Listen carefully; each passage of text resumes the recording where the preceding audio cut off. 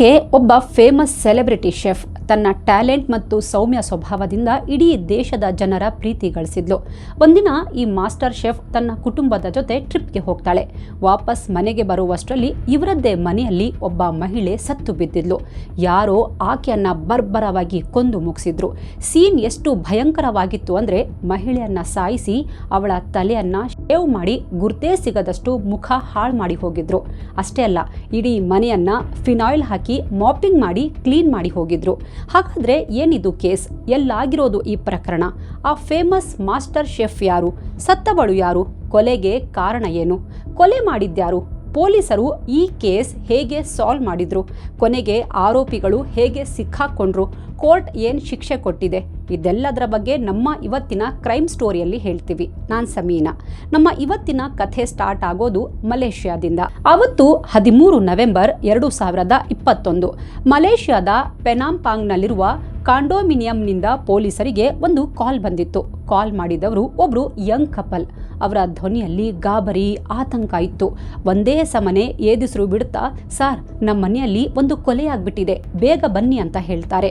ಪೊಲೀಸರು ತಕ್ಷಣ ಅವರು ಹೇಳಿದ ಅಡ್ರೆಸ್ಗೆ ಹೋಗ್ತಾರೆ. ವಿಷಯ ಏನಂದ್ರೆ, ಕಾಲ್ ಮಾಡಿದ್ದ ಕಪಲ್ ಕಾಂಡೋಮಿನಿಯಂನ ತಮ್ಮ ಮನೆಯಲ್ಲಿ ಇರ್ತಾ ಇದ್ರು. ಅವರಿಬ್ಬರು ರಜೆ ಇದೆ ಅಂತ ಹೇಳಿ ಕುಂಡಾಸಾಂಗ್ಗೆ ಟ್ರಿಪ್ ಹೋಗಿದ್ರು. ಟ್ರಿಪ್ ಮುಗಿಸಿ ತಮ್ಮ ಮನೆಗೆ ಆಗಷ್ಟೇ ವಾಪಸ್ ಬಂದಿದ್ರು.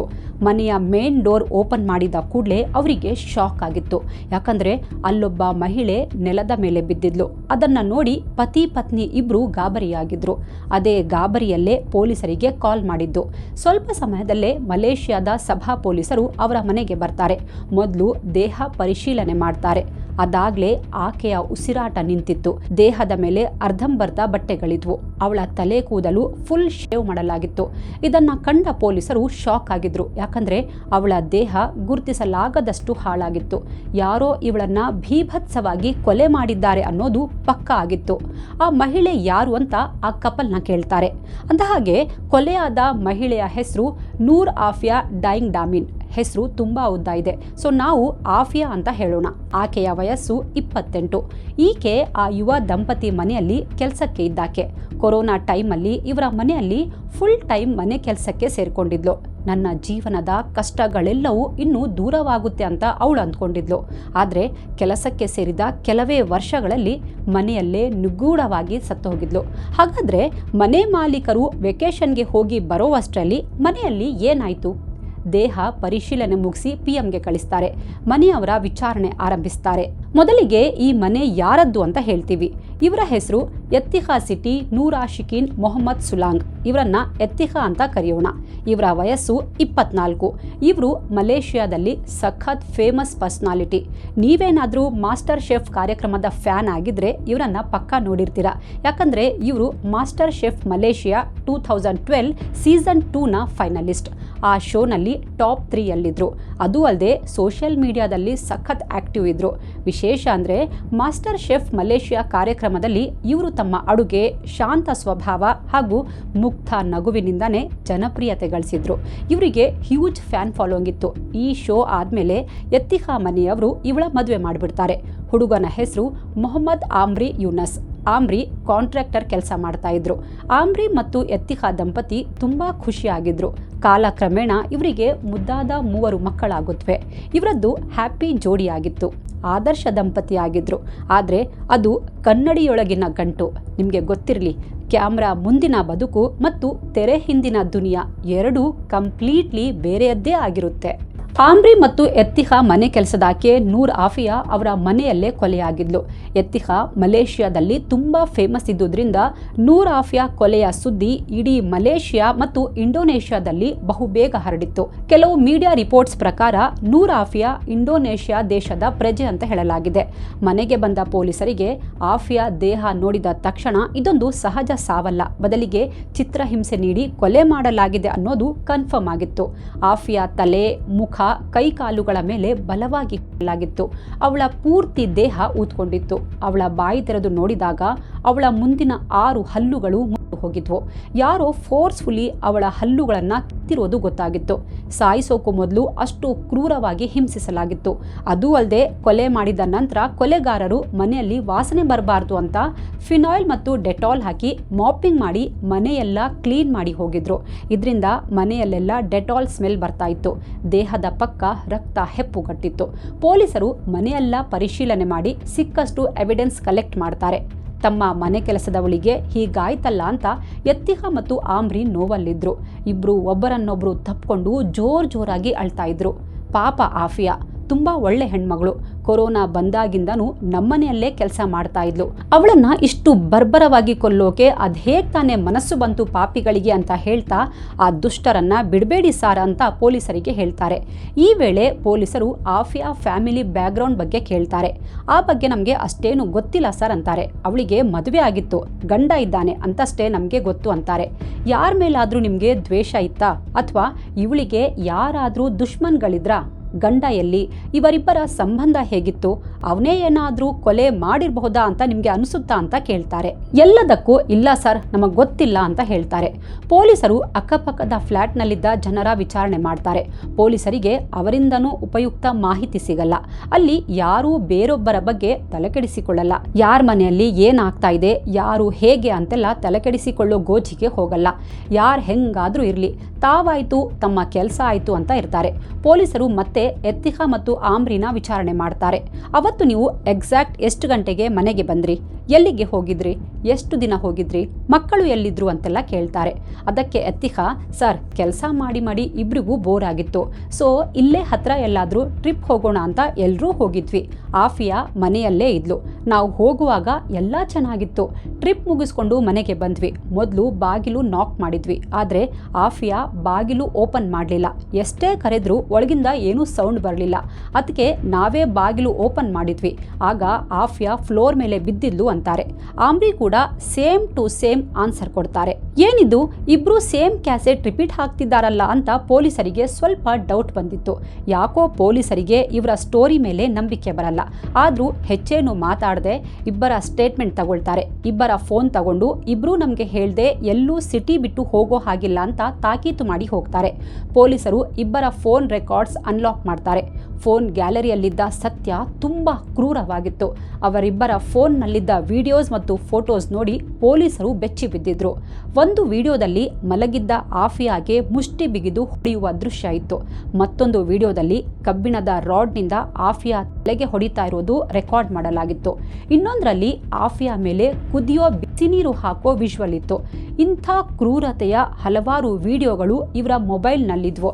ಯೂಟ್ಯೂಬ್ ಗೈಡ್ಲೈನ್ಸ್ ಇರೋದ್ರಿಂದ ನಾವು ಆ ಕ್ರೂರತೆ ಬಗ್ಗೆ ಎಕ್ಸ್ಪ್ಲೇನ್ ಮಾಡಲ್ಲ. ವಿಶೇಷ ಅಂದ್ರೆ ಇದು ಯಾರೋ ಗುಟ್ಟಾಗಿ ಶೂಟ್ ಮಾಡಿರೋ ವಿಡಿಯೋಗಳಾಗಿರ್ಲಿಲ್ಲ. ಬದಲಿಗೆ ಅವಳಿಗೆ ಚಿತ್ರಹಿಂಸೆ ನೀಡುವಾಗ ಯತ್ತಿಹಾ ಮತ್ತು ಆಮ್ರಿ ಇಬ್ರು ನಗ್ನಗ್ತಾ ತಾವೇ ರೆಕಾರ್ಡ್ ಮಾಡಿದ್ದ ವಿಡಿಯೋಗಳಿವು. ಈ ಎಲ್ಲ ವಿಡಿಯೋ ನೋಡಿದ ಪೊಲೀಸರಿಗೆ ಈ ಗಂಡ ಹೆಂಡತಿ ಇಬ್ರು ಸೈಕೋಗಳು ಅನ್ನೋದು ಗೊತ್ತಾಗಿತ್ತು. ಕೂಡಲೇ ಇಬ್ಬರನ್ನು ವಶಕ್ಕೆ ಪಡೆದು ಸೀದಾ ಸ್ಟೇಷನ್ಗೆ ಕರ್ಕೊಂಡು ಬರ್ತಾರೆ. ಪೊಲೀಸರ ಬಳಿ ಸಾಕಷ್ಟು ವಿಡಿಯೋ ಸಾಕ್ಷಿ ಇದ್ದಿದ್ರಿಂದ ಯತ್ತಿಹಾ ಸಿಟಿ ಹೆಚ್ಚು ನಖರ ಮಾಡಲ್ಲ. ಬಟ್ ಆಕೆ ಎಲ್ಲವನ್ನ ಪೊಲೀಸರ ಎದುರು ಬಾಯ್ಬಿಟ್ಲು. ತನ್ನ ತಪ್ಪು ಕನ್ಫೆಸ್ ಮಾಡಿದ್ಲು ಅಂತ ಎಲ್ಲೂ ವರದಿಯಾಗಿಲ್ಲ. ಬಟ್ ಕೆಲವು ನ್ಯೂಸ್ ಆರ್ಟಿಕಲ್ಗಳಲ್ಲಿ ಅವಳ ಕಥೆ ವಿವರವಾಗಿ ರಿಪೋರ್ಟ್ ಮಾಡಿದ್ದಾರೆ. ಅವುಗಳನ್ನ ಸಮಪ್ ಮಾಡಿ ನಿಮ್ಗೆ ಹೇಳ್ತಾ ಇದ್ದೀವಿ. ಇಲ್ಲಿಂದ ಯತ್ತಿಹಾ ಕಥೆ ಸ್ಟಾರ್ಟ್ ಆಗುತ್ತೆ. ಈಕೆ ಹೆಸರು ಯತ್ತಿಹಾ ಸುಲಾಂಗ್. ಅವಳಿಗೆ ಈಗ 34 ವರ್ಷ. ಮದುವೆ ಆಗಿದೆ. 3 ಮಕ್ಕಳು ಇದ್ದಾರೆ. ಗಂಡನ ಹೆಸರು ಮೊಹಮ್ಮದ್ ಆಮ್ರಿ ಯೂನಸ್. ಯತ್ತಿಹಾ ಸಿಟಿ ಒಬ್ಳು celebrity. Master chef Malaysia season 2ನ ಫೈನಲಿಸ್ಟ್ ಆಗಿದ್ಲು. ಆಕೆ ಇಡೀ ಮಲೇಷಿಯಾದಲ್ಲಿ ಟಿವಿಯ ಫೇಮಸ್ ಫೇಸ್ ಆಗಿದ್ಲು. ಮಾಸ್ಟರ್ ಶೆಫ್ನಲ್ಲಿ ಅವಳು ಮಾಡ್ತಿದ್ದ ಅಡುಗೆ, ಮುದ್ದು ಮುಖ ಮತ್ತು ನಗುವಿಂದ ಎಲ್ಲರೂ ಇಂಪ್ರೆಸ್ ಆಗ್ತಾ ಇದ್ರು. ಈ ಶೋ ಮುಗಿದ ಮೇಲೆ ಮೊಹಮ್ಮದ್ ಆಮ್ರಿ ಯೂನಸ್ ಜೊತೆ ಮದುವೆ ಮಾಡ್ಕೋತಾಳೆ. 3 ಮಕ್ಕಳ ತಾಯಿಯೂ ಆಗ್ತಾಳೆ. ಇನ್ನಷ್ಟು ಓದಬೇಕು ಅನ್ನೋ ಆಸೆಯಿಂದ ಯೂನಿವರ್ಸಿಟಿ ಆಫ್ ಮಲೇಷಿಯಾದಿಂದ ಜಿಯಾಲಜಿಯಲ್ಲಿ ಮಾಸ್ಟರ್ ಡಿಗ್ರಿ ಕೂಡ ಪಡಿತಾಳೆ. ಅವಳ ಬದುಕು ಫುಲ್ ಸೆಟ್ ಇತ್ತು. ಅವಳ ಲೈಫ್ ಸ್ಟೈಲ್ ನೋಡಿದ ಎಷ್ಟೋ ಜನ ನಮ್ಮ ಬದುಕು ಕೂಡ ಇವಳ ಥರಾನೇ ಇದ್ದಿದ್ರೆ ಎಷ್ಟು ಚೆನ್ನಾಗಿರ್ತಿತ್ತು ಅಂತ ಆಸೆ ಪಡ್ತಾ ಇದ್ರು. ಆದ್ರೆ ಅವರವರ ಮನೆ ಗುಟ್ಟು ಅವರವರಿಗೆ ಮಾತ್ರ ಗೊತ್ತಿರುತ್ತೆ ಅಲ್ವಾ. ಇವಳ ಜೀವನದಲ್ಲೂ ಹಾಗೇ ಆಗಿತ್ತು. ಹೀಗಿರುವಾಗ ಯತ್ತಿಹಾ ಮನೆ ಕೆಲಸಕ್ಕೆ ಅಂತ ಮಹಿಳೆಯೊಬ್ಬಳನ್ನ ಹುಡುಕ್ತಾ ಇರ್ತಾಳೆ. ಆಗ್ಲೇ ಅವಳಿಗೆ ನೂರ್ ಆಫಿಯಾ ಸಿಕ್ಕಿದ್ದು. ಆಫಿಯಾ ನೋಡೋಕೆ ತುಂಬಾ ಮುದ್ದಾಗಿದ್ಲು, ಆದ್ರೆ ಅವಳಿಗೆ ಫೈನಾನ್ಷಿಯಲಿ ತುಂಬಾ ತೊಂದರೆ ಇತ್ತು. ಹಾಗಾಗಿ ಮನೆ ಕೆಲಸಕ್ಕೆ ಸೇರ್ಕೋತಾಳೆ. ಆಗ ಕೊರೋನಾ ಬೇರೆ ಇದ್ದಿದ್ರಿಂದ ಎಲ್ಲರೂ ಅದೇ ಮನೆಯಲ್ಲೇ ಇರ್ತಾ ಇದ್ರು. ಆಫಿಯಾ ಎಕ್ಸಾಕ್ಟ್ಲಿ ಯಾವ ದೇಶದವಳು ಅಂತ ಎಲ್ಲೂ ಮೆನ್ಷನ್ ಆಗಿಲ್ಲ. ಕೆಲವು ಕಡೆ ಇಂಡೋನೇಷ್ಯಾದವಳು ಅಂತ ಹೇಳಲಾಗಿದೆ. ಬಟ್ ಇನ್ನೂ ಕೆಲವು ಮೀಡಿಯಾಗಳಲ್ಲಿ ಅವಳು ಹುಟ್ಟಿದ್ದು ಮಲೇಷ್ಯಾದಲ್ಲಿ, ಹಾಗಾಗಿ ಅವಳು ಮಲೇಷ್ಯಾ ಸಿಟಿಸನ್ ಅಂತ ಹೇಳಲಾಗಿದೆ. ಅವಳ ಕುಟುಂಬ ಮಾತ್ರ ಇವತ್ತಿಗೂ ಇಂಡೋನೇಷ್ಯಾದಲ್ಲೇ ವಾಸಿಸ್ತಾ ಇದೆ ಅಂತಾನೂ ಮೀಡಿಯಾ ರಿಪೋರ್ಟ್ಸ್ ಇದೆ. ಒಟ್ನಲ್ಲಿ ಮನೆಯಲ್ಲಿ ಆರ್ಥಿಕ ತೊಂದರೆ ಇದ್ದಿದ್ರಿಂದಾಗಿ ಚಿಕ್ಕ ವಯಸ್ಸಲ್ಲೇ ಮನೆಯ ಜವಾಬ್ದಾರಿ ಅವಳೇ ಹೊತ್ಕೊಂಡಿದ್ಲು. ಆಫಿಯಾಗೆ ಮದುವೆ ಆಗಿತ್ತು. ಮದುವೆ ನಂತರ ಗಂಡನ ಜೊತೆ ಆಫಿಯಾ ಮಲೇಷ್ಯಾಗೆ ಬರ್ತಾಳೆ. ಆದರೆ ವಿಪರ್ಯಾಸ ಅಂದರೆ ಮದುವೆ ಆದ್ಮೇಲೂ ಅವಳ ಬದುಕು ಹಸನಾಗ್ಲಿಲ್ಲ. ಯಾಕಂದ್ರೆ ಅವಳ ಗಂಡ ಕೂಡ ಬಡವನಾಗಿದ್ದ. ಹೀಗಾಗಿ ದುಡ್ಡು ಕಾಸಿಗೆ ತುಂಬಾ ತೊಂದರೆ ಇತ್ತು. ಸಂಸಾರ ನಿರ್ವಹಣೆಗೆ ಅಂತ ಬೇರೆ ಬೇರೆ ಕಡೆ ಮನೆ ಕೆಲಸ ಮಾಡ್ತಾ ಇದ್ಲು. ಹೀಗಿರುವಾಗ ಯತ್ತಿಹಾ ಮನೆಯಲ್ಲಿ ಫುಲ್ ಟೈಮ್ ಮನೆ ಕೆಲಸಕ್ಕೆ ಹೌಸ್ ಹೆಲ್ಪ್ ಬೇಕು ಅಂತ ಅವಳಿಗೆ ಗೊತ್ತಾಗುತ್ತೆ. ಹಾಗಾಗಿ ಅವಳು ಯತ್ತಿಹಾ ಆಮ್ರಿ ಮನೆಗೆ ಸೇರಿದ್ಲು. ನೂರ್ ಆಫಿಯಾ ಮನೆ ಕೆಲಸಕ್ಕೆ ಯಾವಾಗ ಸೇರಿದ್ಲು ಅನ್ನೋದರ ಬಗ್ಗೆ ಎಕ್ಸಾಕ್ಟ್ ಡೇಟ್ ಎಲ್ಲೂ ಹೇಳಿಲ್ಲ. ಆರಂಭದಲ್ಲಿ ಎಲ್ಲ ಚೆನ್ನಾಗಿತ್ತು. ಆದರೆ ಹೋಗ್ತಾ ಹೋಗ್ತಾ ಅವಳನ್ನು ಕಂಡ್ರೆ ಯತ್ತಿಹಾ ಮತ್ತು ಆಮ್ರಿಗೆ ಸಿಟ್ಟು ಬರ್ತಿತ್ತು. ಅವಳ ಮೇಲೆ ಸುಮ್ಮನೆ ಸಿಡುಕ್ತಾ ಇದ್ರು. ಆಫಿಯಾನ ಸರಿಯಾಗಿ ನೋಡ್ಕೋತಾ ಇರಲಿಲ್ಲ. ಪಾಪ ಆಫಿಯಾ ಎಷ್ಟೇ ಬೈದ್ರು ಎಲ್ಲವನ್ನು ಅಡ್ಜಸ್ಟ್ ಮಾಡಿಕೊಂಡು ಹೋಗ್ತಾ ಇದ್ಲು. ಅವಳಿಗೆ ಆ ಕೆಲಸ ಬಿಟ್ಟರೆ ಬೇರೆ ಆಪ್ಷನ್ ಕೂಡ ಇರಲಿಲ್ಲ. ಹೋಗ್ಲಿ ಬಿಡು, ಇವತ್ತಲ್ಲ ನಾಳೆ ಎಲ್ಲ ಸರಿ ಹೋಗುತ್ತೆ ಅಂತ ಸುಮ್ಮನಿದ್ಲು. ಬಟ್ ಯತ್ತಿಹಾ ಮತ್ತು ಆಮ್ರಿ ದೌರ್ಜನ್ಯ ಕಡಿಮೆ ಆಗಲೇ ಇಲ್ಲ. ಮೊದಲು ಬರೀ ಬೈತಿದ್ದವರು ನಂತರ ಹೊಡೆಯೋಕ್ಕೂ ಶುರು ಮಾಡಿದ್ರು. ಮಾತಿಗೂ ದಂಪತಿ ಇಬ್ರು ರಾಕ್ಷಸರಂತೆ ವರ್ತಿಸ್ತಾ ಇದ್ರು. ಚಿಕ್ಕ ಪುಟ್ಟ ತಪ್ಪಿಗೂ ದನಕ್ಕೆ ಹೊಡೆದಂಗೆ ಹೊಡಿತಾ ಇದ್ರು. ಆದರೆ ವಿಧಿ ಇಲ್ಲದೆ ಎಲ್ಲವನ್ನು ನುಂಗಿಕೊಂಡು ಆಫಿಯಾ ಜೀವನ ಮಾಡ್ತಾ ಇದ್ಲು. ಹೋಗ್ತಾ ಹೋಗ್ತಾ ಟಾರ್ಚರ್ ಜಾಸ್ತಿ ಆಗಿತ್ತು. ಆಫಿಯಾ ಒಂಥರ ಪಂಚಿಂಗ್ ಬ್ಯಾಗ್ ಆಗ್ಬಿಟ್ಟಿದ್ಲು. ಏನೇ ತಪ್ಪು ಮಾಡದೇ ಇದ್ರು ಹೊಡಿತಾ ಇದ್ರು. ಯತ್ತಿಹಾ ಮತ್ತು ಆಮ್ರಿಗೆ ಬೋರ್ ಆದ್ರೂ ಆಫಿಯಾಗೆ ಹೊಡಿತಾ ಇದ್ರು. ಇವರಿಬ್ರು ಎಷ್ಟು ಸೈಕೋ ಆಗಿದ್ರು ಅಂದ್ರೆ ಆಫಿಯಾಗೆ ಚಿತ್ರಹಿಂಸೆ ಕೊಡೋದನ್ನ ಅವರೇ ಮೊಬೈಲ್ನಲ್ಲಿ ವಿಡಿಯೋ ಮಾಡ್ತಾ ಇದ್ರು. ಅದನ್ನ ಆವಾಗ ನೋಡಿ ಅವರೇ ಮಜಾ ತಗೋತಾ ಇದ್ರು ಅಂತ ಮೀಡಿಯಾ ರಿಪೋರ್ಟ್ಸ್ನಲ್ಲಿ ಹೇಳಲಾಗಿದೆ. ತನಿಖೆ ಮುಂದುವರಿಸಿದ ಪೊಲೀಸರಿಗೆ ಈ ದಂಪತಿ ವಿರುದ್ಧ ಮತ್ತಷ್ಟು ಪ್ರೂಫ್ ಸಿಗುತ್ತೆ. ಪೊಲೀಸರು ಹೇಳಿರೋ ಪ್ರಕಾರ ಈ ಇಬ್ಬರು ಸೈಕೋಗಳು ನೂರ್ ಮೇಲೆ ಬಿಸಿ ನೀರು ಹಾಕ್ತಾ ಇದ್ರಂತೆ. ಅದು ಕುದಿಯೋ ನೀರು. ನೋವಿಂದ ಆಫಿಯಾ ಜೋರಾಗಿ ಕಿರ್ಚ್ತಾ ಇದ್ಲು. ಈ ಪಾಪಿಗಳು ಇದನ್ನ ಕೂಡ ರೆಕಾರ್ಡ್ ಮಾಡ್ತಾ ಇದ್ರಂತೆ. ಅಷ್ಟೊತ್ತಿಗೆ ಆಫಿಯಾ ದೇಹದ PM ರಿಪೋರ್ಟ್ ಬಂದಿತ್ತು. ಆಕೆಯ ದೇಹದ ಮೇಲೆ ಗಂಭೀರ ಗಾಯಗಳಿದ್ವು.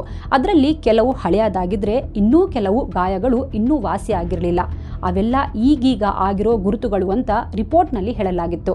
ಅಂದ್ರೆ ಆಫಿಯಾಗೆ ತುಂಬಾ ದಿನಗಳಿಂದ ಚಿತ್ರಹಿಂಸೆ ನೀಡಿ ಸತಾಯಿಸಲಾಗಿದೆ ಅನ್ನೋದು ಪಕ್ಕಾ ಆಗಿತ್ತು. ಡಿಸೆಂಬರ್ 8ರಿಂದ 11ರ ನಡುವೆ ಇವಳ ಮೇಲೆ ತುಂಬಾ ಕ್ರೌರ್ಯ ಎಸಗಲಾಗಿದೆ. ಈ ಡೇಟ್ನಲ್ಲೇ ಅವಳು ಸತ್ತಿರಬಹುದು ಅಂತ ರಿಪೋರ್ಟ್ನಲ್ಲಿ ಹೇಳಲಾಗಿತ್ತು. ಹಾಗೆ ಮುರಿದಿದ್ದ ಹಲ್ಲುಗಳ ಬಗ್ಗೆಯೂ ರಿಪೋರ್ಟ್ನಲ್ಲಿತ್ತು. ಡೆಂಟಿಸ್ಟ್ ಡಾಕ್ಟರ್ ನೋರಾ ಯಾತಿ ತಮ್ಮ ರಿಪೋರ್ಟ್ ಕೊಟ್ಟಿದ್ರು. ಅವಳ ದವಡೆ, ತುಟಿ, ಕೆನ್ನೆ ಮತ್ತು ಹಲ್ಲುಗಳಲ್ಲಿ ಗಂಭೀರ ಗಾಯಗಳಾಗಿದ್ವು. ಸಾಯೋಕು ಮುಂಚೆ ಅನಸ್ತೇಸಿಯಾ ಕೊಡದೆ ಹಲ್ಲುಗಳನ್ನು ನಾನ್ ಮೆಡಿಕಲ್ ಟೂಲ್ನಿಂದ ಕೀಳಲಾಗಿದೆ. ಹೀಗಾಗಿ ಬ್ಲಡ್ ಕ್ಲಾಟ್ ಆಗಿಲ್ಲ. ಬಾಯಿಯಲ್ಲಿನ ಕೆಲ ಮೂಳೆಗಳು ಕೂಡ ಮುರಿದಿವೆ ಅಂತ ರಿಪೋರ್ಟ್ನಲ್ಲಿ ಹೇಳ್ತಾರೆ. ಕೆಲವು ಮೀಡಿಯಾದಲ್ಲಿ ಹೇಳಿರೋ ಪ್ರಕಾರ PM ರಿಪೋರ್ಟ್ ನೋಡಿದ ಪೊಲೀಸರು ಕಣ್ಣೀರು ಹಾಕಿದ್ರಂತೆ. ಅಂದ್ರೆ ಅಷ್ಟೊಂದು ಯಾತನೆ ಕೊಟ್ಟು ಸಾಯಿಸಿದ್ದಾರೆ ಅಂತ ರಿಪೋರ್ಟ್ನಲ್ಲಿ ಹೇಳಲಾಗಿತ್ತು. ಅವಳಿಗೆ ಸುಮಾರು ದಿನಗಳಿಂದ ಹೊಡಿತಾ ಇದ್ರು. ಚಿಕಿತ್ಸೆ ಕೂಡ ಕೊಡ್ತಾ ಇರಲಿಲ್ಲ. ಹೀಗಾಗಿ ಆ ಗಾಯಗಳು ವಾಸಿಯಾಗಿರಲಿಲ್ಲ. ಇದರಿಂದಾಗಿ ರಕ್ತದಲ್ಲಿ ಇನ್ಫೆಕ್ಷನ್ ಆಗೋಗಿತ್ತು ಅಂತ ರಿಪೋರ್ಟ್ನಲ್ಲಿ ಹೇಳಿದ್ರು. ಎಂಥ ದುರಂತ ಅಂದ್ರೆ ಇಷ್ಟಾದ್ರೂ ಯತ್ತಿಹಾ ಮತ್ತು ಆಮ್ರಿ ಆಫಿಯಾಳನ್ನ ಆಸ್ಪತ್ರೆಗೆ ಕರ್ಕೊಂಡು ಹೋಗಿರ್ಲಿಲ್ವಂತೆ. ಮನೆಯಲ್ಲೇ ಕೂಡ ಹಾಕಿದ್ರು. ಹೀಗಾಗಿ ಇನ್ಫೆಕ್ಷನ್ ಜಾಸ್ತಿಯಾಗಿ ನೂರ್ ಆಫಿಯಾ ಮನೆಯಲ್ಲೇ ಪ್ರಾಣ ಬಿಟ್ಟಿರಬಹುದು ಅಂತ ವರದಿ ಹೇಳಿತ್ತು. ಪೊಲೀಸರ ತನಿಖಾ ವರದಿ ಪ್ರಕಾರ ಯಾವಾಗ ಆಫಿಯಾ ಸತ್ ಹೋದ್ಲೋ ಗಂಡ ಹೆಂಡತಿ ಇಬ್ರು ಸೇರ್ಕೊಂಡು ಡೆಟಾಲ್, ಫಿನಾಯ್ಲ್ ಹಾಕಿ ಮನೆ ಕ್ಲೀನ್ ಮಾಡಿದ್ರು. ಆಮೇಲೆ ಇದೊಂದು ಕೊಲೆ ಅಂತ ಬಿಂಬಿಸೋಕೆ ಟ್ರಿಪ್ಗೆ ಹೋಗ್ಬಿಟ್ರು. ಒಂದೆರಡು ದಿನ ಆದ್ಮೇಲೆ ಶವ ಕೊಳೆಯೋಕೆ ಆರಂಭಿಸಿತ್ತು. ಆಗ ನಿಧಾನವಾಗಿ ಅಕ್ಕಪಕ್ಕದ ಮನೆಗಳಿಗೆ ವಾಸನೆ ಹರಡಿತ್ತು. ಅಷ್ಟರಲ್ಲಿ ಈ ಜೋಡಿ ವಾಪಸ್ ಮನೆಗೆ ಬಂದು ತಾವೇ ಖುದ್ದಾಗಿ ಪೊಲೀಸರಿಗೆ ಫೋನ್ ಮಾಡಿ ಇನ್ಫಾರ್ಮ್ ಮಾಡಿದ್ದು. ಯತ್ತಿಹಾ ಮತ್ತು ಆಮ್ರಿ ಇಬ್ರು ತಮ್ಮದು ಫುಲ್ ಪ್ರೂಫ್ ಪ್ಲಾನ್ ನಾವು ಸಿಕ್ಕಾಕೊಳ್ಳಲ್ಲ ಅಂತ ಅಂದ್ಕೊಂಡಿದ್ರು. ಅದಕ್ಕೆ ಅಂತ ತಾವೇ ಪೊಲೀಸರಿಗೆ ಫೋನ್ ಮಾಡಿ ಡ್ರಾಮಾ ಮಾಡಿದ್ರು. ಆದರೆ ಇವರ ಪ್ಲಾನ್ ತುಂಬಾ ಬಾಲಿಶವಾಗಿತ್ತು. ಈಸಿಯಾಗಿ ಪೊಲೀಸರು ಹಿಡಿದ್ಬಿಟ್ರು. ಪೊಲೀಸರು ಗಂಡ ಹೆಂಡತಿ ಇಬ್ಬರನ್ನು ಸೆಪರೇಟ್ ಕೂರಿಸಿ ಎನ್ಕ್ವೈರಿ ಸ್ಟಾರ್ಟ್ ಮಾಡ್ತಾರೆ. ಆಗ ಇಬ್ಬರು ವ್ಯತಿರಿಕ್ತ ಹೇಳಿಕೆಗಳನ್ನು ಕೊಟ್ಟಿದ್ರು. ಇಬ್ಬರೂ ಹೇಳಿದ ಟೈಮ್ ಲೈನ್ ಮ್ಯಾಚ್ ಆಗಿರಲಿಲ್ಲ. ಪೊಲೀಸರೇನೋ ಕೇಳಿದ್ರೆ ಇವರೇನೋ ಉತ್ತರ ಕೊಡ್ತಿದ್ರಂತೆ. ಇವರೆಂಥ ನೀಚರಾಗಿದ್ರು ಅಂದರೆ ಪೊಲೀಸರ ಎದುರು ನೂರ್ ಆಫಿಯಾಳನ್ನ ನಾವು ಆಟದ ವಸ್ತು ಥರ ಯೂಸ್ ಮಾಡ್ತಿದ್ವಿ ಅಂತ ಒಂಚೂರು ನಾಚಿಕೆ ಪಶ್ಚಾತ್ತಾಪ ಇಲ್ಲದೆ ಹೇಳಿದ್ರು ಅಂತ ಪೊಲೀಸರು ಹೇಳ್ತಾರೆ. ಕೊನೆಗೆ 14 ಡಿಸೆಂಬರ್ 2021 ಎತ್ತಿಖಾ ಮತ್ತು ಆಮ್ರಿನನ್ನ ಪೊಲೀಸರು ಅಫಿಷಿಯಲಿ ಅರೆಸ್ಟ್ ಮಾಡ್ತಾರೆ. ಎಂಥ ವಿಪರ್ಯಾಸ ಅಂದರೆ ಆಫಿಯಾ ಮನೆಯವರಿಗೆ ಆಫಿಯಾ ಕೊಲೆಯಾಗಿರೋ ವಿಷಯವೇ ಗೊತ್ತಿರಲಿಲ್ಲ. ಪೊಲೀಸರು ಆಫಿಯಾ ಮನೆಯವರಿಗೆ ಫೋನ್ ಮಾಡ್ತಾರೆ. ಆಫಿಯಾ ಬಗ್ಗೆ ವಿಚಾರಿಸ್ತಾರೆ. ಆಗ ಅವಳ ಮನೆಯವರು, ಸರ್, ಅವಳು ಮಲೇಷಿಯಾದ ಮಾಸ್ಟರ್ ಶೆಫ್ ಎತ್ತಿಖಾ ಸುಲಾಂಗ್ ಇದ್ದಾರಲ್ಲ, ಅವ್ರ ಮನೆಯಲ್ಲಿ ಕೆಲಸ ಮಾಡ್ತಾ ಇದ್ದಾಳೆ. ಎತ್ತಿಖಾ ಫ್ಯಾಮಿಲಿಯವರು ತುಂಬಾ ಒಳ್ಳೆಯವರಂತೆ. ಅವರು ಆಫಿಯಾಳನ್ನ ತಮ್ಮ ಫ್ಯಾಮಿಲಿ ಮೆಂಬರ್ನಂತೆ ಟ್ರೀಟ್ ಮಾಡ್ತಾರಂತೆ. ಯಾವಾಗ ಫೋನ್ ಮಾಡಿದ್ರು ನಮ್ಮ ಮಗಳು ಇದನ್ನ ನಮಗೆ ಹೇಳ್ತಿದ್ಲು ಸರ್ ಅಂತಾರೆ. ಆದ್ರೆ ಕೆಲವು ದಿನಗಳಿಂದ ಯಾಕೋ ಅವಳು ಕಾಲ್ ಮಾಡಿಲ್ಲ. ಯಾಕೆ ಸರ್, ಏನಾಯ್ತು, ನೀವ್ಯಾಕೆ ಅವಳ ಬಗ್ಗೆ ವಿಚಾರಿಸ್ತಾ ಇದ್ದೀರಾ ಅಂತ ಕೇಳ್ತಾರೆ. ಅದಕ್ಕೆ ಪೊಲೀಸರು, ಏನಿಲ್ಲ, ನೀವು ಈ ಕೂಡಲೇ ಮಲೇಷಿಯಾ ಪೊಲೀಸ್ ಸ್ಟೇಷನ್ಗೆ ಬನ್ನಿ, ನಿಮ್ಮ ಹತ್ರ ಸ್ವಲ್ಪ ಮಾತಾಡಬೇಕು ಅಂತಾರೆ. ಈ ಮಾತು ಕೇಳಿದ ಆಫಿಯಾ ಪೋಷಕರಿಗೆ ಗಾಬರಿಯಾಗುತ್ತೆ. ಬಹುಶಃ ಮಗಳಿಂದ ಏನಾದರೂ ತಪ್ಪಾಗಿರಬಹುದಾ? ಅದಕ್ಕೆ ಎತ್ತಿಖಾ ದಂಪತಿ ನಮ್ಮ ಮಗಳ ಮೇಲೆ ಕಂಪ್ಲೇಂಟ್ ಕೊಟ್ಟಿರಬಹುದಾ, ಏನು ತಪ್ಪು ಮಾಡಿದ್ಲೋ ಅಂತ ಯೋಚಿಸ್ತಾರೆ. ಬಟ್ ಹೀಗೆ ನಮ್ಮ ಮಗಳು ಬರ್ಬರವಾಗಿ ಕೊಲೆಯಾಗಿರ್ತಾಳೆ ಅಂತ ಅವರಿಗೆ ಸ್ವಲ್ಪವೂ ಕ್ಲೂ ಇರಲ್ಲ. ಸರಿ, ವಿಚಾರಿಸಿ ಬರೋಣ ಅಂತ ಆಫಿಯಾ ಕುಟುಂಬದವರು ಸ್ಟೇಷನ್ಗೆ ಬರ್ತಾರೆ. ಪೊಲೀಸರು, ನಮಗೆ ಒಂದು ಮೃತದೇಹ ಸಿಕ್ಕಿದೆ, ಅದು ಆಫಿಯಾಳದ್ದೇ ಅನ್ನೋದು ನಮಗೆ ಕನ್ಫರ್ಮ್ ಇದೆ, ಬಟ್ ನೀವು ಒಮ್ಮೆ ನೋಡಿ ಕನ್ಫರ್ಮ್ ಮಾಡಿದರೆ ಮುಂದಿನ ಪ್ರೊಸೀಜರ್ ಮಾಡಬಹುದು ಅಂತಾರೆ. ಕೊಲೆಯ ಸುದ್ದಿ ಕೇಳಿ ಆಫಿಯಾ ಫ್ಯಾಮಿಲಿ ಚೇರ್ ಮೇಲೆ ಕುಸಿದು ಬೀಳ್ತಾರೆ. ಅವರನ್ನು ಸಮಾಧಾನ ಮಾಡಿ ಶವಾಗಾರಕ್ಕೆ ಕರ್ಕೊಂಡು ಹೋಗ್ತಾರೆ. ಶವ ನೋಡಿದ ಕುಟುಂಬದವರಿಗೆ ಮೊದಲಿಗೆ ಏನೂ ಅರ್ಥ ಆಗಲ್ಲ. ಯಾಕಂದರೆ ಯಾರಿಗೂ ಗುರುತು ಸಿಗದಷ್ಟು ಶವ ಹಾಳಾಗಿತ್ತು. ಆದರೆ ನೂರ್ ಆಫಿಯಾ ಯಾವಾಗಲೂ ಕೈಗಳಲ್ಲಿ ಬಳೆ ಹಾಕ್ತಾ ಇದ್ಲು. ಆ ಬಳೆಗಳನ್ನು ನೋಡಿ ಇವಳು ನಮ್ಮ ಮಗಳೇ ಅಂತ ಗುರುತು ಹಿಡಿತಾರೆ. ಅವರ ಆಕ್ರಂದನ ಇಡೀ ಶವಾಗಾರದಲ್ಲಿ ಪ್ರತಿಧ್ವನಿಸಿತ್ತು. ಅಯ್ಯೋ, ಯಾರ್ ಸರ್ ನಮ್ಮ ಮಗಳನ್ನ ಈ ಗತಿಗೆ ತಂದೋರು ಅಂತ ಕೇಳ್ತಾರೆ. ಆಗ ಪೊಲೀಸರು, ನಿಮ್ಮ ಮಗಳಿಗೆ ಚಿತ್ರಹಿಂಸೆ ನೀಡಿ ಕೊಂದಿದ್ದಾರೆ, ಕೊಂದಿರೋದು ಎತ್ತಿಖಾ ಮತ್ತು ಅವಳ ಗಂಡ ಆಮ್ರಿ ಯೂನಸ್ ಅಂತಾರೆ. ಈ ಮಾತು ಕೇಳಿದ ಆಫಿಯಾ ಮನೆಯವರಿಗೆ ನಂಬೋಕೆ ಆಗಲ್ಲ. ಯಾವಾಗಲೂ ಮಾಲ್ಕಿನ್ ತುಂಬಾ ಒಳ್ಳೆಯವರು ಅಂತ ಇದ್ದ ಆಫಿಯಾಳನ್ನ ಅವರೇ ಕೊಂದ್ಬಿಟ್ರಲ್ಲ ಅಂತ ಕುಟುಂಬದವರು ದುಃಖ ತಪ್ತರಾಗ್ತಾರೆ. ಮನೆ ಜವಾಬ್ದಾರಿ ನಿಭಾಯಿಸೋಕೆ ಹೋದ ಮಗಳು ತನ್ನದೇ ಜೀವ ಕಳ್ಕೊಂಡ್ಲು ಅಂತ ಕೇಳಿದ ಪೋಷಕರಿಗೆ ಹೇಗಾಗಿರ್ಬೇಡ ಹೇಳಿ. ಪ್ರೊಸೀಜರ್ ಮುಗಿಸಿ ದೇಹವನ್ನು ಹಸ್ತಾಂತರ ಮಾಡ್ತಾರೆ. ಬೇಗ ಬೇಗ ಅಂತ್ಯ ಸಂಸ್ಕಾರ ಮಾಡ್ತಾರೆ. ಅವತ್ತು 29 ಡಿಸೆಂಬರ್ 2021 ಎತ್ತಿಖಾ ಮತ್ತು ಅವಳ ಗಂಡ ಆಮ್ರಿನನ್ನ ನ್ಯಾಯಾಲಯಕ್ಕೆ ಹಾಜರುಪಡಿಸ್ತಾರೆ. ಫೊರೆನ್ಸಿಕ್ ಎವಿಡೆನ್ಸ್, ಡಿಜಿಟಲ್ ಎವಿಡೆನ್ಸ್ ಸೇರಿದಂತೆ ಒಟ್ಟು 15 ಸಾಕ್ಷ್ಯಗಳನ್ನು ನ್ಯಾಯಾಲಯಕ್ಕೆ ಹಾಜರುಪಡಿಸ್ತಾರೆ. ವಿಚಾರಣೆ ಆರಂಭವಾಗುತ್ತೆ. ಕೋರ್ಟ್ ಹಾಲ್ನಲ್ಲಿ ನೂರ್ ಆಫಿಯಾ ಕುಟುಂಬದವರು ಇದ್ರು. ನೂರ್ ಆಫಿಯಾ ಪರ ಪಬ್ಲಿಕ್ ಪ್ರಾಸಿಕ್ಯೂಟರ್ ವಾದ ಮಂಡಿಸಿದ್ರು. ಆಮ್ರಿ ಯೂನಸ್ ಪರ ವಕೀಲ ದಾತೂಕ್ ರಾಮ್ ಸಿಂಗ್ ವಾದ ಮಂಡಿಸಿದ್ರೆ, ಎತ್ತಿಖಾ ಪರ ದಾತೂಕ್ ಸೇರಿ ರಖ್ಬೀರ್ ಸಿಂಗ್ ವಾದ ಮಂಡಿಸ್ತಾರೆ. ಈ ವೇಳೆ ಎತ್ತಿಖಾ ವಕೀಲರು, ಎತ್ತಿಖಾ ಒಬ್ಬ ಮಹಿಳೆ, ಅವಳಿಗೆ 3 ಚಿಕ್ಕ ಚಿಕ್ಕ ಮಕ್ಕಳಿದ್ದಾರೆ, ಅದರಲ್ಲಿ 2 ಟ್ವಿನ್ಸ್, ಅವರಿಗೆ ಆಟಿಸ್ಟಿಕ್ ಪ್ರಾಬ್ಲಮ್ ಇದೆ, ಮತ್ತೊಂದು ಮಗು ತುಂಬಾ ಚಿಕ್ಕದು, ಅದಕ್ಕೆ ಎತ್ತಿಖಾ ಇನ್ನೂ ಬ್ರೆಸ್ಟ್ ಫೀಡಿಂಗ್ ಮಾಡ್ತಾ ಇದ್ದಾರೆ. ಅಲ್ಲದೆ ಎತ್ತಿಖಾಗೆ ಯಾವುದೇ ಕ್ರಿಮಿನಲ್ ಬ್ಯಾಕ್ಗ್ರೌಂಡ್ ಇಲ್ಲ, ಹಾಗಾಗಿ ಅವಳಿಗೆ ಬೇಲ್ ಮಂಜೂರು ಮಾಡಬೇಕು ಅಂತ ನ್ಯಾಯಾಲಯದಲ್ಲಿ ಕೇಳ್ತಾರೆ. ಜೊತೆಗೆ ಅವಳಿಗೆ ಮಾನಸಿಕ ಕಾಯಿಲೆಯೂ ಇದೆ, ಅದಕ್ಕಾಗಿ ಅವಳು ಟ್ಯಾಬ್ಲೆಟ್ ತಗೊಳ್ತಾ ಇದ್ದಾಳೆ. ಇದೆಲ್ಲವನ್ನ ಪರಿಗಣಿಸಿ ಬೇಲ್ ಮಂಜೂರು ಮಾಡಿ ಅಂತ ಮನವಿ ಮಾಡ್ತಾರೆ. ಆದರೆ ನ್ಯಾಯಾಲಯ ಇವರ ಮನವಿ ತಿರಸ್ಕರಿಸಿತ್ತು. ಆದರೆ ಮತ್ತೊಮ್ಮೆ ಬೇಲ್ಗೆ ಅರ್ಜಿ ಹಾಕ್ತಾರೆ. ಈ ಬಾರಿ ನ್ಯಾಯಾಲಯ ಅವರ ಅರ್ಜಿ ಪುರಸ್ಕರಿಸಿತ್ತು. ಅದು 26 ಏಪ್ರಿಲ್ 2022 ಎತ್ತಿಖಾಗೆ ಜಾಮೀನು ಸಿಕ್ಕಿತ್ತು. ಮಲೇಷಿಯಾ ದೇಶದ ಕಾನೂನಿನ ಸೆಕ್ಷನ್ 385 ಪ್ರಕಾರ ಒಂದು ವೇಳೆ ಆರೋಪಿ ಮಹಿಳೆ ಆಗಿದ್ರೆ, ಅವಳು ಅಂಡರ್ ಏಜ್ ಇದ್ರೆ, ಮಾನಸಿಕ ಅಥವಾ ಶಾರೀರಿಕವಾಗಿ ಅಸ್ವಸ್ಥಳಾಗಿದ್ರೆ ಆಗ ಬೇಲ್ ನೀಡೋ ಅವಕಾಶ ಇದೆ.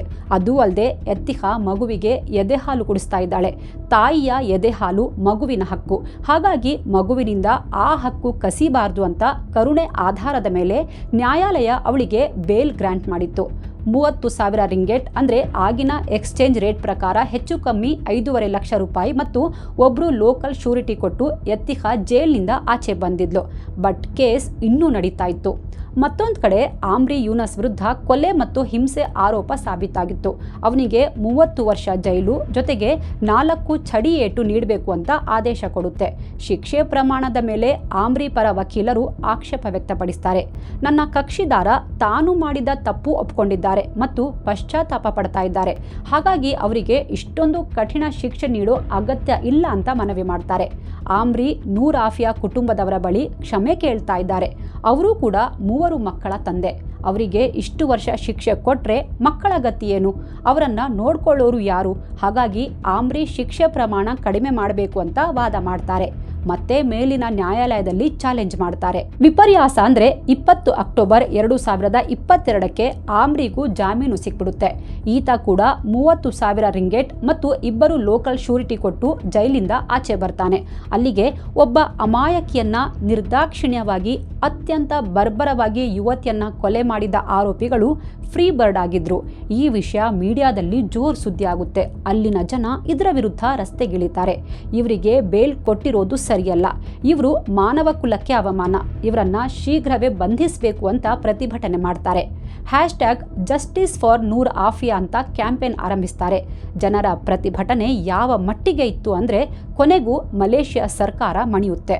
ಅವತ್ತು 17 ನವೆಂಬರ್ 2022 ಇಬ್ಬರ ಬೇಲ್ ಕ್ಯಾನ್ಸಲ್ ಆಗುತ್ತೆ. ಮಲೇಷ್ಯಾ ಪೊಲೀಸರು ಗಂಡ ಹೆಂಡತಿಯನ್ನ ಮತ್ತೆ ಅರೆಸ್ಟ್ ಮಾಡ್ತಾರೆ.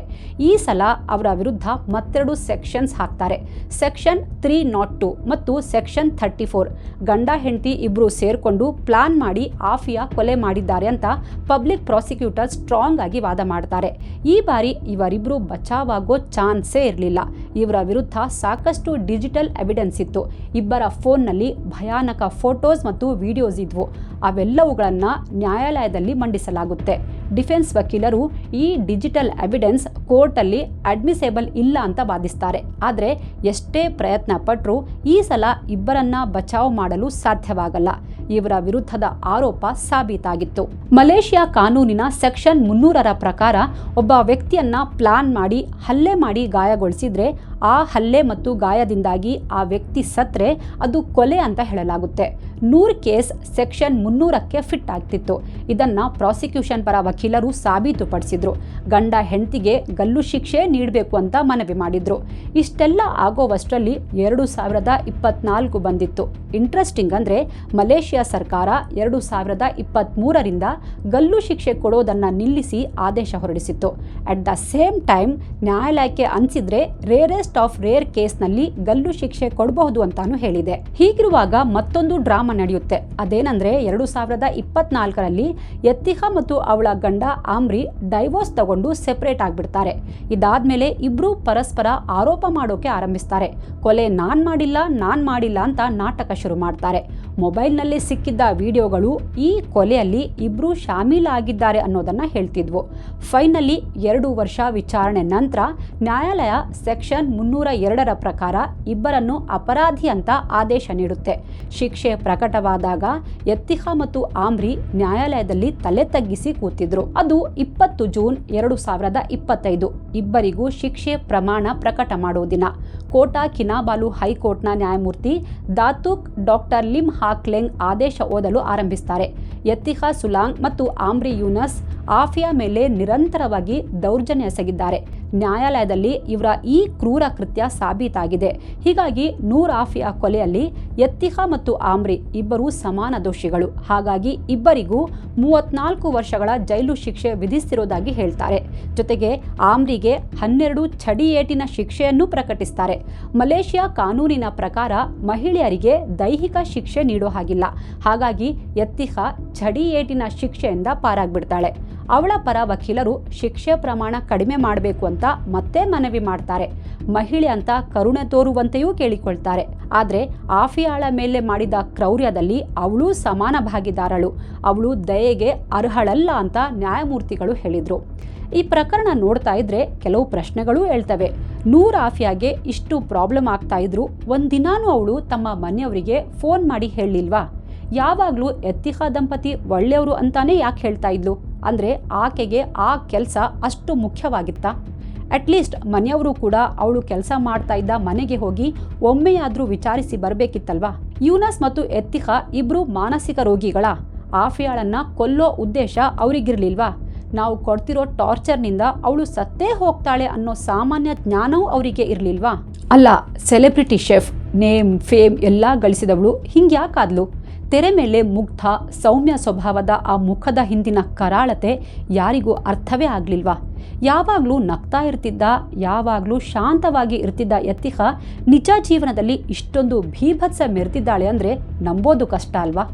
ತಾನೂ ಒಬ್ಬ ಹೆಣ್ಣಾಗಿ, ತಾಯಿಯಾಗಿ ಮತ್ತೊಬ್ಬ ಹೆಣ್ಣಿಗೆ ಊಟ ಬಟ್ಟೆ ಕೊಡದೆ ಹಲ್ಲೆ ಮಾಡಿ ಹೇಗೆ ಸಾಯಿಸಿರಬಹುದು? ನೆನೆಸ್ಕೊಂಡ್ರೂ ಮೈ ಝುಮ್ ಅನ್ನುತ್ತೆ. ಜೊತೆಗೆ ಈಕೆ ಮೇಲೆ ಸಿಟ್ಟೂ ಬರುತ್ತೆ.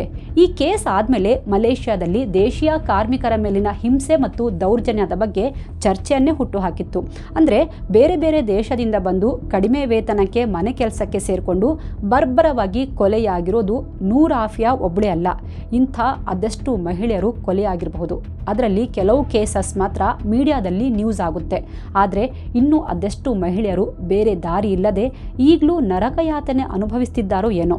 ಒಟ್ಟಿನಲ್ಲಿ ಆಫಿಯಾ ಪ್ರಕರಣ ಆದಮೇಲೆ ಹಲವು ಸಂಘ ಸಂಸ್ಥೆಗಳು ಮುಂದೆ ಬಂದು ಸೇಫ್ಟಿ ಬಗ್ಗೆ ಧ್ವನಿ ಎತ್ತಿದ್ವು. ಅಲ್ಲ, ಹುಟ್ಟಿದ ಎಲ್ಲರೂ ಒಂದಿನ ಸಾಯಲೇಬೇಕು.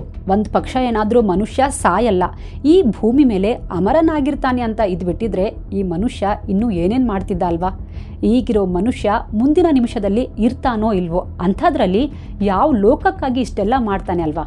ಇಷ್ಟೆಲ್ಲ ಗೊತ್ತಿದ್ದು ಇನ್ನೊಬ್ಬರಿಗೆ ಕೆಡುಕು ಬಯಸ್ತಾನೆ, ದ್ವೇಷ ಸಾಧಿಸ್ತಾನೆ, ಒಬ್ಬರು ಇನ್ನೊಬ್ಬರ ಜೀವ ತೆಗಿತಾರೆ. ಇದು ಸರಿಯಲ್ಲ. 4 ದಿನದ ಬದುಕು ಅಷ್ಟೇ, ಬದುಕೋಕೆ ಬಿಡಿ. ಈ ಕೇಸ್ ಬಗ್ಗೆ ನಿಮಗೆ ಏನು ಅನಿಸುತ್ತೆ? ಕಾಮೆಂಟ್ ಮಾಡಿ ತಿಳಿಸಿ. Thank you so much.